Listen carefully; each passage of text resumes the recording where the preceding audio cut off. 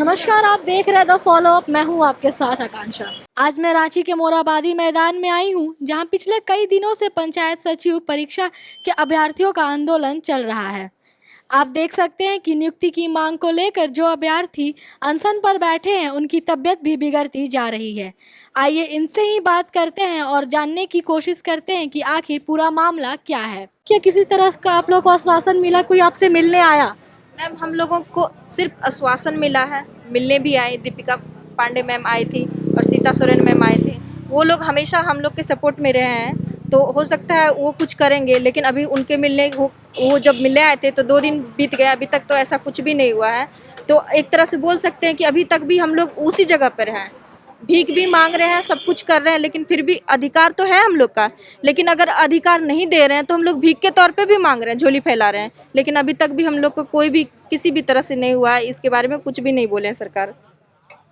जो अभी सरकार है, हेमंत सरकार है, आपसे उन लोग में से किसी ने मिलने की कोशिश की? अगर बोला जाए तो जो मैम है, सीता सोरेन मैम है और दीपिका पांडे मैम है, वो भी तो उन्हीं के लोग के हैं गठबंधन में। तो वो लोग तो मिलने के लिए आए ही हमसे, और वो बोले भी हैं कि हाँ हम इसके विषय में कुछ करेंगे। पर 2 दिन हो गया, अभी तक ऐसा कुछ नहीं हुआ है। 4 दिन से आप लोग जो ये अनशन कर रहे हैं, यहाँ पे सरकार के खिलाफ बैठे हुए हैं, कब तक ऐसे ही जारी रहेगा? हम लोग तब तक जारी रखेंगे जब तक हम लोग का नियुक्ति ना हो जाए। अब तक मिलने कौन कौन आया आप लोगों से? अभी तक से मिलने में आए, सीता सोरेन मैम आई, दीपिका पांडे मैम आई, और तमाड़ के जो है विधायक वो आए, अभी विकास मुंडा, वो आए मिलने के लिए। और बस आश्वासन देकर ही गए। और कार्मिक विभाग से भी आए थे चंद्रभूषण सर जी, बस आश्वासन दिए हैं और चले गए हैं। पर हमें आश्वासन नहीं चाहिए, हमें नियुक्ति चाहिए, क्योंकि हमारी प्रक्रिया 4 साल से रुकी हुई है। डॉक्यूमेंट वेरिफिकेशन के हम लोग के 1 साल से भी ऊपर हो गए हैं, पर अभी तक नियुक्ति नहीं हुआ है। इन 4 साल में आप लोगों ने और फिर क्या क्या किया है? क्योंकि नियुक्ति तो आपकी कहीं हुई नहीं है। हाँ, हम लोगों ने शुरू से जितने भी एग्ज़ाम लिखे हैं, है ना, टाइपिंग टेस्ट, स्किल टेस्ट, जो भी हुआ हम लोग का आंदोलन के तहत ही हुआ है। आंदोलन किए हैं, उसके बाद फिर हम लोग का डॉक्यूमेंट वेरिफिकेशन हुआ है। वेरिफिकेशन के बाद 1 साल हो गया, पर अभी तक का कुछ अता पता नहीं है ज्वाइनिंग का। तो अब आपको क्या लगता है, सरकार इस पर कितना जल्द से जल्द एक्शन लेगी? अभी आश्वासन सरकार दे रही है, पता नहीं सरकार की क्या मंशा है, वही तो हम जानना चाहते हैं।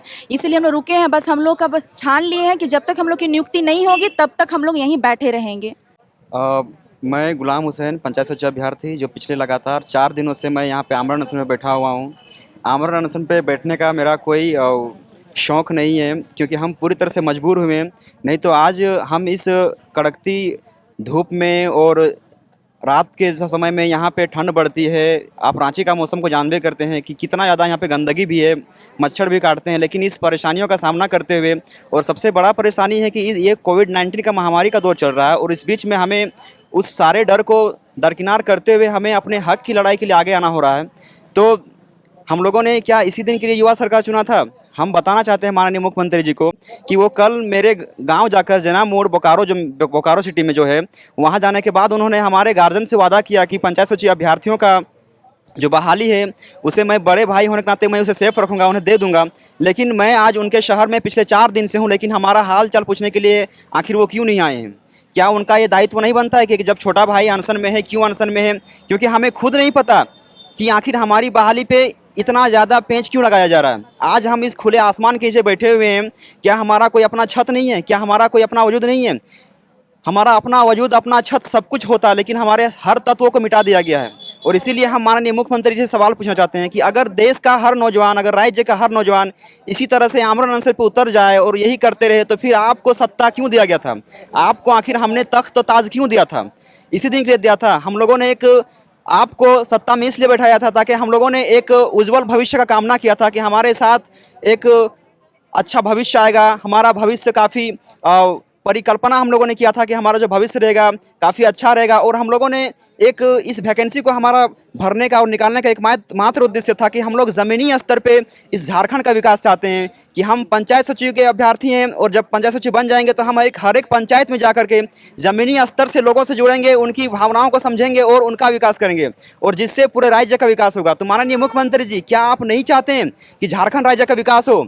अगर झारखंड राज्य का विकास चाहते हैं तो हम पंचायत सचिव अभ्यर्थियों की जो परेशानी है इसे आप सुनिए, क्योंकि हम पंचायत जो अभ्यर्थी हैं, यही अभ्यर्थी झारखंड के वास्तविक विकास को आगे बढ़ा सकते हैं, आगे ला सकते हैं। क्योंकि और एक बात मैं बताते चलूँ आपको कि आप हमेशा से हमारे बातों को संज्ञान में लिए हैं और काफ़ी आपने झूठे वादे किए हैं। हमें झूठे वादे और संज्ञान आपके नहीं चाहिए, हमें चाहिए रिजल्ट। और जब तक से जेएसएससी द्वारा वेबसाइट में रिजल्ट घोषित नहीं किया जाएगा, हम लोग यहाँ पे आमरण अनशन से नहीं उठने वाले हैं। हमारा एक संकल्पना है, हम लोगों ने एक संकल्प लिया है कि जब तक से हमारी मांगें पूरी नहीं की जाएगी, हम यहाँ से नहीं उठने वाले हैं। चाहे हमारा प्राण चल जाए, हम अपना दम तोड़ देंगे, लेकिन हम ये अपना आमरण अनशन नहीं तोड़ने वाले हैं। आपको क्या लगता है कि हेमंत सोरेन द्वारा जो वादा किया गया था वो झूठा वादा था? क्योंकि कोरोना काल में आप लोग जिस तरह बैठे हुए हैं, अपने जान का भी रिस्क लिए हुए हैं, उसके बावजूद भी वो अभी तक आपसे मिलने नहीं आए हैं। बिल्कुल मिलने नहीं आए। हम तो ये नहीं कह सकते हैं कि उनका वादा झूठा है कि सच्चा, लेकिन वो जहाँ जाते हैं वो ये वादा करते हैं। कभी कभी हम लोग को शक भी लगता है कि कहीं ये सिर्फ पॉलिटिकल एजेंडा तो नहीं है कि सिर्फ अपना पेट भरने के लिए, अपना चुनाव जीतने के लिए ये हम लोगों से ये वादा कर देते हैं। लेकिन वास्तविक रूप से उन्हें हमारे साथ इस तरह का व्यवहार नहीं करना चाहिए, क्योंकि वो जब प्रतिपक्ष में थे तो उन्होंने हम पंचायत सचिव के बलबूते पे ही आज वो सत्ता पक्ष हुए और हम लोगों ने ही उन्हें इतना बड़ा ताज उनके सर पे रखा है कि आप पूरे झारखंड के सबसे आला दर्जे के आदमी हम लोगों ने उनको बनाया। लेकिन क्या वो आला दर्जे का आदमी सिर्फ इस बात को लेकर के बोलते हैं कि ये पिछली सरकार की वैकेंसी है, उस सरकार ने बहुत कुछ कर दिया, तो हमने आपको क्यों ताज दिया, हमने आपको इस सत्ता में क्यों दिया है? ताकि यहाँ पे हम लोगों के ऊपर हो रहे जुल्म, अत्याचार और परेशानियों को दूर करने के लिए। लेकिन अब आप पिछले सरकार के जैसा आप हम पे व्यवहार करेंगे, लाठी बरसाएंगे, तो फिर आखिर हम अभ्यर्थी अनशन क्यों ना करें और हम मजबूर क्यों ना हो इस तरह के ठोस कदम और इस तरह के हथियारों को अपने लड़ाई में उपयोग करने के लिए। क्या लगता है जो ये किया जा रहा है वो पिछली सरकार का है कि अभी जो वर्तमान सरकार है उसके कारण हो रहा है? ये स्पष्ट, ये हम लोग की जो बहाली है वो पिछले सरकार ने ही हमारे साथ इस तरह का काम किया है। पिछले सरकार की वजह से ही हम लोग रुके हुए हैं। लेकिन हम लोगों ने इस सरकार को यहाँ पे क्यों लाया? इसलिए लाया ताकि हमारी इस जो बहाली हमारी अटकी हुई है ये पूरी हो। और ये हम लोगों ने उनके वादे पे किया था, क्योंकि जब वोट देने की बारी आई थी तो मैं खुद दुमका में उनका एक अभिव्यक्ति के रूप में मैंने काम किया था। अपना खुद अभिमान को मैंने गवा के मैंने उनके लिए काम किया था। तो कह सकते हैं जितने भी यहाँ पे अभ्यर्थी बैठे हुए हैं सब लोगों ने धरातलीय स्तर पे उनके लिए काम किया। और आज अगर वो इस चीज़ को भूल जाते हैं तो हम लोगों को इस बात से लगेगा कि हम लोगों ने जो मुख्यमंत्री चुना है वो एक गलत मुख्यमंत्री है। हम लोगों ने जिस मुख्यमंत्री को चुना था उस समय जिस तरह के उनके पास रवैया था, वादे थे, आज शायद वो नहीं है, और या तो फिर सत्ता मिलते ही उन्होंने भी रंग बदल दिया। TheFollowUp.in. Like, share, and subscribe. www.thefollowup.in